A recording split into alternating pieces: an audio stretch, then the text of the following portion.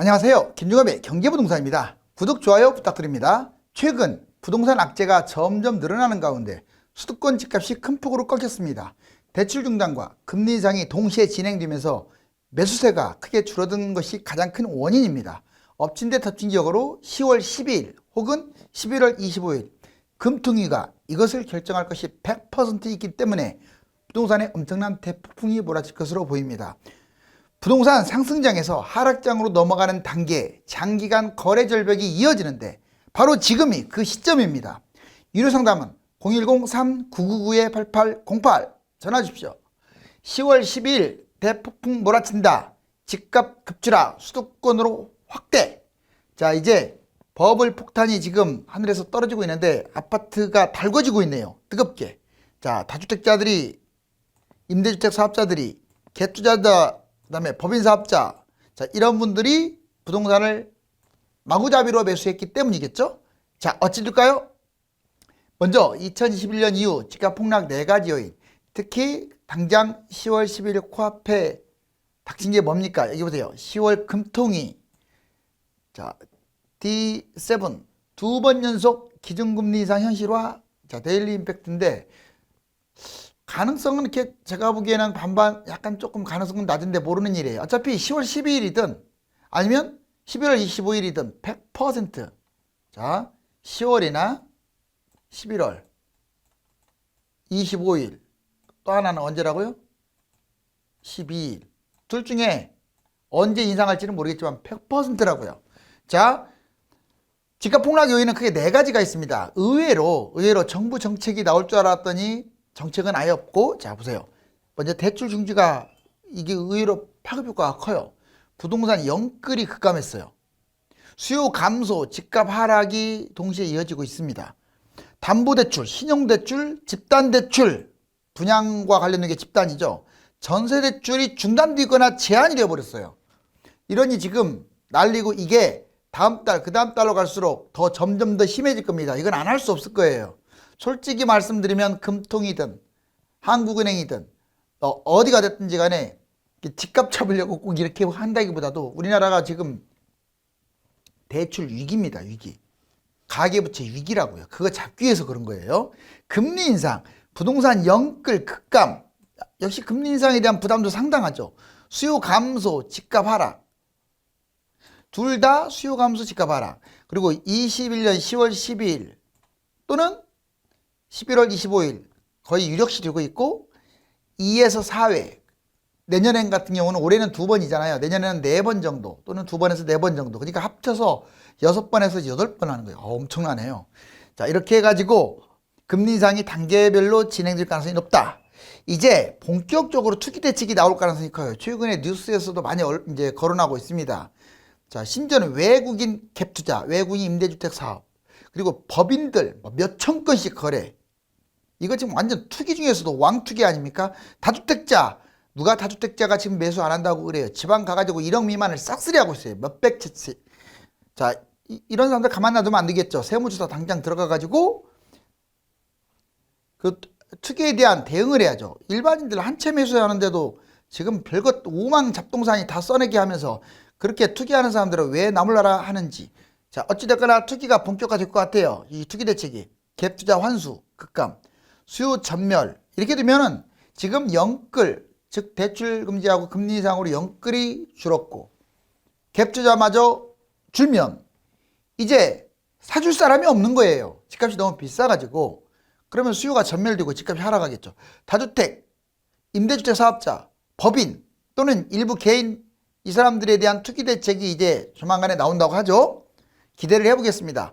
공급 확대. 이제 지금 이미 올해부터 공급이 서서히 이제 늘어나고 있는데 지금 입주 물량이 줄어들기 때문에 집값이 폭등할 것이다. 이렇게 지금 말도 안 되는 얘기하고 있는데, 어찌됐거나 21년부터 26년까지 계속 3기 신도시, 추가 신도시 택지지구가 분양할 거고, 그 다음에 이게 입주하는 게 23년부터 28년 이 사이로 입주하게 되면 물량 폭탄에 휩쓸릴 거고, 그 다음에 23년부터 28년 물량 폭탄, 미분양이 늘어남으로써 다주택 약 800만 채 물량이 또 한꺼번에 터질 가능성이 커요. 임대주택 사업자도 지금 해마다, 자, 말소가 됐잖아요. 이거 진짜 조심해서 봐야 합니다. 1, 2, 3, 4가 쭈르륵 나오는 거예요. 자, 자, 이제 대출 중단, 집값 하락, 신호탄. 매수자가 급감한다. 대출 중단 갈수록 늘어나. 지금 농협발 대출 중단이요. 지금 제한, 그러니까 이번엔 KB 또는 카카오 이런 식으로 자, 온오프라인 은행 어느 쪽 할 것 없이 지금 활성화돼 버렸어요. 여기 보면 대출 중단은 집값 하락으로 귀결이 되는데 담보대출 제한, 영끌 B2가 투자를 못하게 됐어요. 담보대출을 제한하니까. 그 다음에 신용대출을 엄청나게 제한했죠. 고소득, 고가 아파트, 이제 고소득자들이 돈은 없어도 아주 저금리로 이렇게 신용대출을 받았는데 이제 그게 불가능해졌어요. 그리고 고가 아파트도 힘들다 보니까 아무튼 투자가 제한됐다. 비싼 아파트가 뛰면 저가 아파트들을 따라가는데 이게 못 가기 때문에 이제 한계. 전세자금 대출 제한. 이것도 전세자금으로 전세 살고 나머지로 빅 투자하고 물론 그 전에 좀 제한도 있었지만 아무튼 이런 걸 한 거예요. 이게 전세자금을 투자를 아예 그냥 차단시켜버렸습니다. 이번에. 자, 집단대출 제한. 청약 경쟁률이 하락할 수도 있고 고분양가 억제 효과.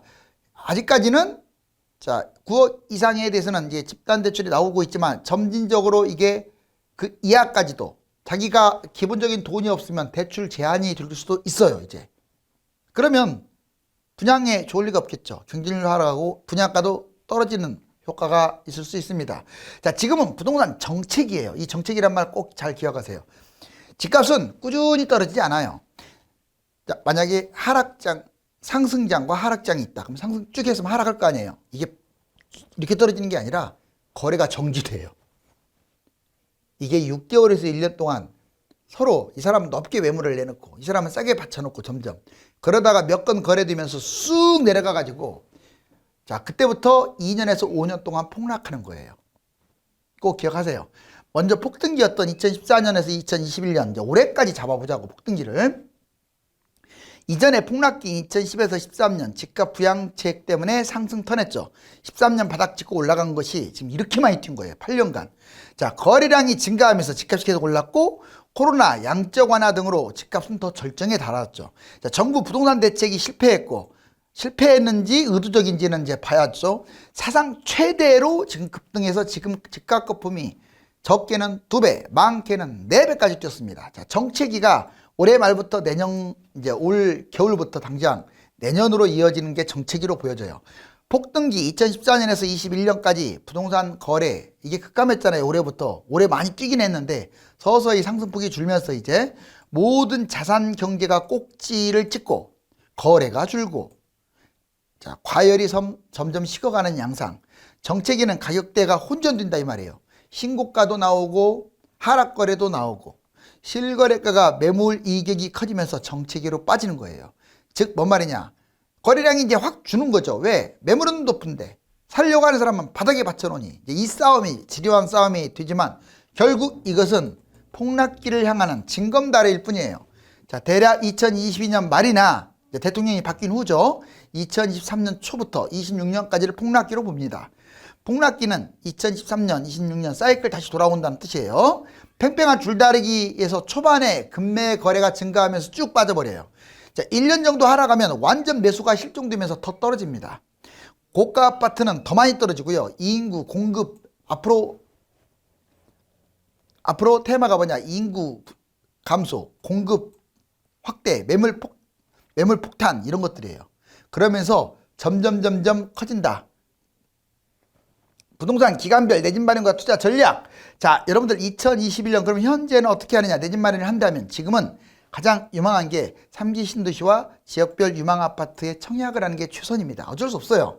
지금은 집값이 너무 많이 올랐어요. 청약도 안 좋은 것도 있지만 대부분은 기존 주택을 잡으면 꼭지 잡는 거니까 청약이 1순위인 거예요. 물론 가점이 좋으면 그것도 안 넣어야겠죠. 골라서 넣어야겠죠. 그 다음 두 번째, 지역별 중저가 저평가 내집 마련. 당연한 거 아닙니까? 자, 물론 아직도 싸고 안 올라간 게 100% 기준으로 한 20%에서 30% 돼요. 세대수도 받쳐주고 약간 이게 주로 구축들이 많죠. 여기에서는 좀 멀더라도 저평가, 중저가 이런 것들이 있으니까 한번 알아보세요. 무조건 다 고점이라고 해가지고 막 폭락장만 기다리고 이것은 아닌 것 같아. 자, 그 다음에 고가 아파트 또는 비싼 갭투자, 영끌 이런 것들은 조심하라고요.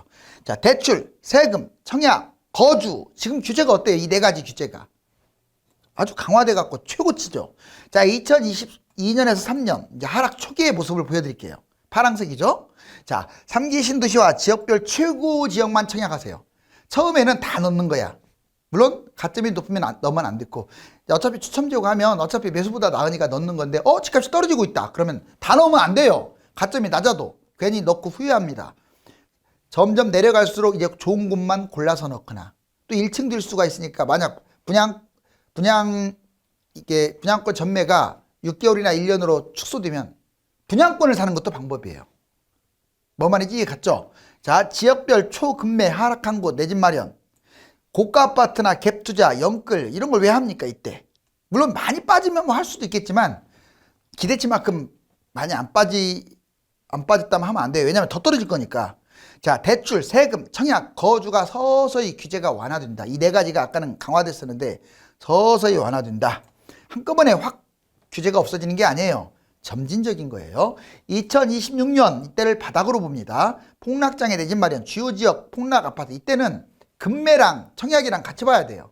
자, 분양권 미분양과 급매 중에서 만약 서울이 급매가 많이 빠졌다 그러면 급매가 더 좋을 수가 있습니다. 청약만이 능사가 아니에요. 여기 보세요. 자, 주요 지역 폭락 아파트가 매수 1순위라고 아예 제가 찜해놨잖아요.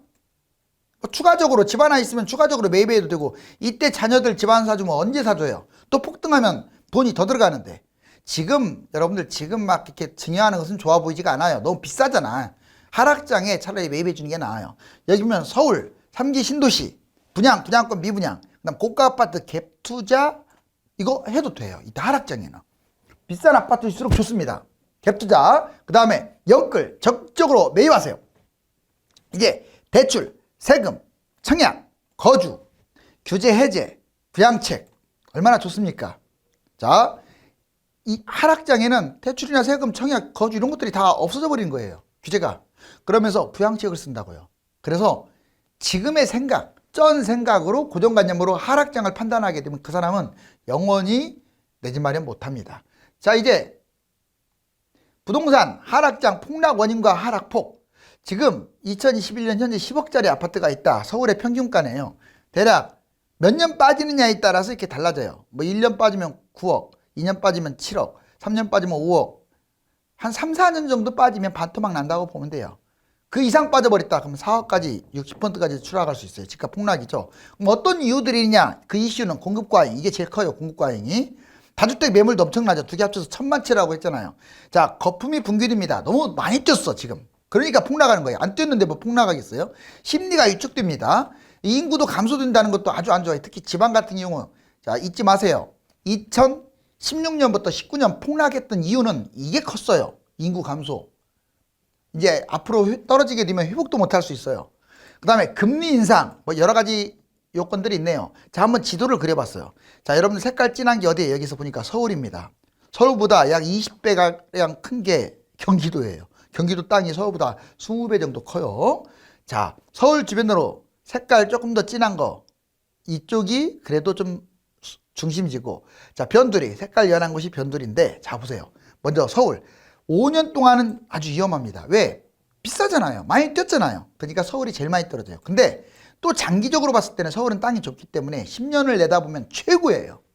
지금 상투에 잡아도 10년을 내다보면 잘 참기만 하면 또 많이 올라갑니다. 자, 근데 경기도 주요 지역 남양주, 구리, 하남, 성남, 용인, 동탄, 수원, 의왕, 과천, 안양, 광명, 부천, 고양 주로 서울 주변 지역이죠. 특히 강남의 이 남부 지역들이 중심 지역이에요. 자, 그 다음에 외곽 지역은 광주, 안성, 평택, 군포, 안산, 시흥, 인천, 김포, 파주, 양주, 의정부 이런 데고, 자, 경기 주요 지역은 5년 동안 위험합니다. 왜? 비싸니까 많이 떨어질 거 아니에요. 근데 10년 동안 또 올라가요. 서울만큼은 안 좋아도. 경기도 고가 아파트는 결국 회복할 것 같아요. 근데 대폭락 후에 신고가는 찍는다. 다만 자, 장기적으로 아주 좋은 건 아니고 무난하다. 그런데 경기 외곽은 달라요. 5년 동안 위험한 건 마찬가지예요. 물론 서울보다는 덜 떨어지겠지만 비율로는 비슷하게 떨어져요.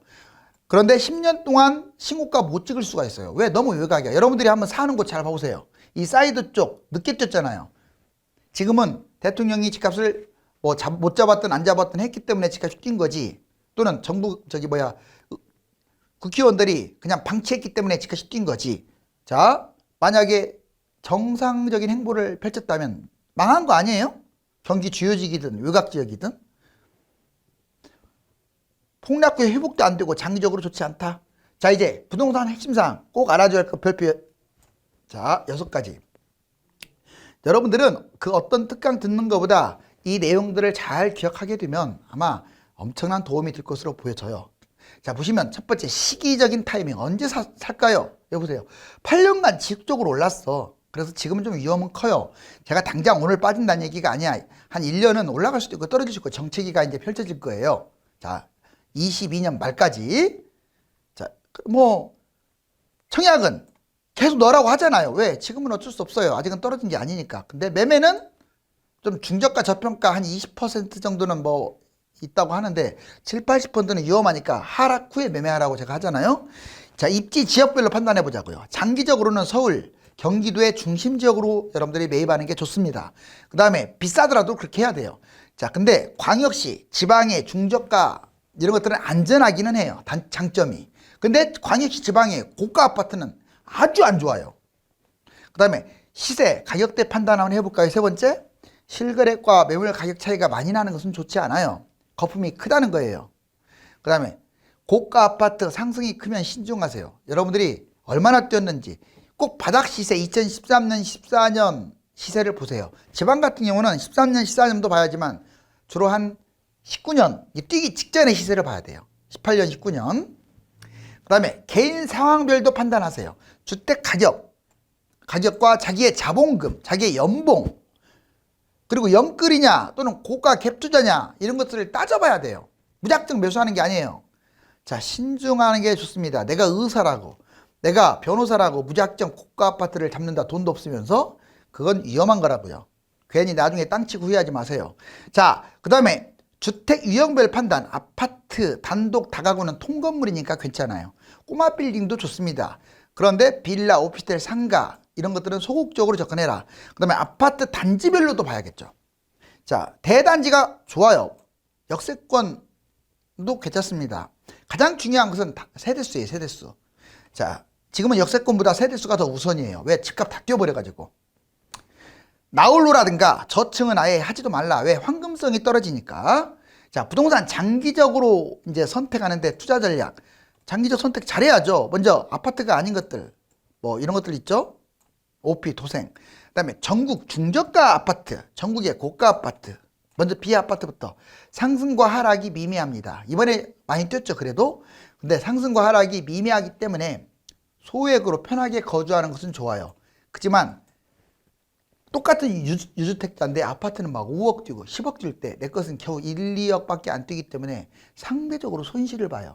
결론적으로 재개발이 안 되는 이런 것들을 끌고 가게 되면 평생 후회할 가능성이 크다. 자, 얘는 X예요.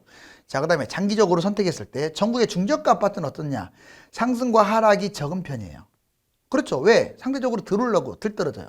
상대적 실거주로 안정감은 있습니다. 왜? 덜 떨어지니까. 근데 고가 아파트보다 투자 면에서는 좀 불리하죠. 세모입니다. 덜 떨어지고 덜 올라가요. 덜 올라간다는 건 안 좋은 거예요. 자, 그 다음에 얘는 X고. 자, 전국의 고가 아파트 보겠습니다. 상승과 하락이 아주 커요. 폭등 아니면 폭락이죠. 왜? 많이 뛰고 많이 떨어져. 강남과 서울은 장기적으로 좋아요. 그리고 경기도도 중심부는 좋아요. 근데 경기 외곽이나 지방, 뭐 광역시 이딴 곳들은 다 위험합니다. 즉 강남, 서울, 경기 중심 지역은 동그라미. 그 다음에 그 외곽 지역은 X. 왜? 많이 떨어진 다음에 폭락한 다음에 비싸기만 하지 폭락한 다음에 회복도 못 할 수 있어요. 자, 구분해드렸어요. 자, 부동산 매입 심리적으로 유형 4가지 꼭 알아야 합니다. 자, 여기 보면은 먼저 여러분들 어떤 심리를 가지고 있느냐. 심리적으로 불안한 사람들이 있어요. 가장 이게 안 좋은 성격이에요. 두 번째, 주택 무관심. 세 번째 좋은 게 하락장 매입형. 가장 좋은 게 하락장 투자형이에요. 보자고요. 심리적 불안형은 평균보다 폭락하면 불안해 매도하고 폭등하면 매수. 거꾸로 행동해서 손실을 봐요. 이번에는 아예 주택에 대해서 무관심한 사람들이 또 아주 안 좋아요. 자, 집값이 오르든지 않든지 그냥 무관심합니다. 자, 그래서 무주택으로 평생 가는 거예요. 또는 비아파트 아무거나 잡고 있어요. 그래서 집이 있는데도 별로 재미가 없어. 또는 무주택으로 살다 보니까 재미가 없어. 이런 분들은 왜 그러냐면 이 자본주의는 차라리 집값이라는 게 안 뛰면 모르겠는데 내 것이 안 뛰면 다른 사람 것이 많이 뛰어서 상대적으로 내가 가난해지는 거예요. 그리고 여러분들 10억 갖고 있는 사람 놀라지 마세요. 10억 있는 사람의 7억은 본인이 저금해서 번 돈이 아니에요. 거의 불로소득인 집값 상승으로 버는 거예요. 3억은 뼈 빠지게 버는 거예요. 거의 60에서 70%를 차지하는 이 사실상 노력유력 불로소득, 여러분들 굳이 전선에 뛰어들어야죠. 그래서 이것도 안 좋다. 그럼 이제 하락장에 매입하는 사람들은 상당히 좋아요. 물론 바닥은 아무도 모르지만 대충 많이 떨어졌는데 매입했다. 좋아요. 부동산 상승장에 집을 팔고 하락시에 매입하는 건 좋습니다. 무조건 팔라고 권하지는 않을게요. 내 집 하나는 있어야 하니까. 자본금만 활용하면 이익은 괜찮아요. 그런데 하락장 투자형이 제일 좋다는 거. 뭐 투기를 부추기느냐 누가 그러는데 이런 방송에서 이거 알려줘야죠. 자, 제 방송 보는 사람들은 손해보면 안 되니까. 자, 부동산 하락장에서 하자는 거예요. 빅테크, 갭투자 이런 거 좋습니다. 지금은 이거 위험하다고 했죠. 공부해가지고 적극적으로 지속적으로 투자하고 수익을 최고로 얻어야지. 자, 이제 무주택 상황별 매입 방법. 지금 자산 증식, 지금은 그러니까 현금을 확대시키자. 수입 확대. 자, 적금을 들어가지고 현금을 모으자. 또는 분양을 받을 수도 있어요. 지금부터 폭락장까지 흐름에 맞게끔 분양 선택하자. 또는 현재 매입, 좀 아까 20%에 해당되는 중저가 저평가 아파트인데 실거주 저가 돈 다 있고 자본금이 있으면 뭐 한번 생각해 볼 만하죠. 금매면. 자, 갈아타기입니다. 만약에 내 것이 안 팔린다 그러면 지금 빨리 팔아버리세요. 그리고 하락장에 갈아타라고요.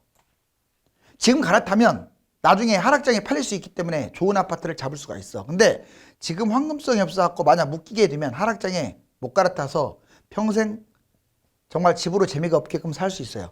자, 그런 다음에 폭락장에는 매입을 해야 돼요. 대폭락 금매, 적극적 매입. 폭락장의 선택을 잘 하세요. 자, 분양도 좋고 금매도 좋고 분양권 미분양도 좋고. 자, 실거주 투자 어떤 목적이 됐든지 간에 투자 좀 이렇게 많이 올라갈 것을 위주로 순서를 정해야겠죠. 청약, 분양, 상승장과 하락장 투자 방법. 자, 분양이라도 지금 상승장 맞죠? 청약 규제가 심해요. 지역도 제한 있고 무주택자여야 청약할 수 있고 뭐 전매 강화다가 세대주만 넣을 수 있고 특공 우선, 가점 우선, 공공 분양 또 많이 하게 돼요. 그런데 자, 기타 규제 또 제한이 많아요. 대출 제한, 세금도 강화하고 거주자도 제한. 공공 분양이 무려 2천만 원 정도 있어야 커트라인 당첨될까 말까 해요. 일반 분양도 가점 65점 이상이 돼야 뭐 당첨될까 말까. 그런데 하락장은 완전히 달라져요. 청약이 완화돼가지고 지역도 무관하고 뭐 당해 지역 없어요. 1주택자 되고 전매 약화, 자, 세대원도 가능하고 일반 분양 활성화되고 민간 분양 많이 합니다. 자, 기타 완화, 대출 90%까지 해줘요. 세금도 완화됩니다. 거주 아예 폐지돼요. 서울도 폐지돼. 자, 공급, 입주, 분양, 분양권, 미분양 널려 있습니다.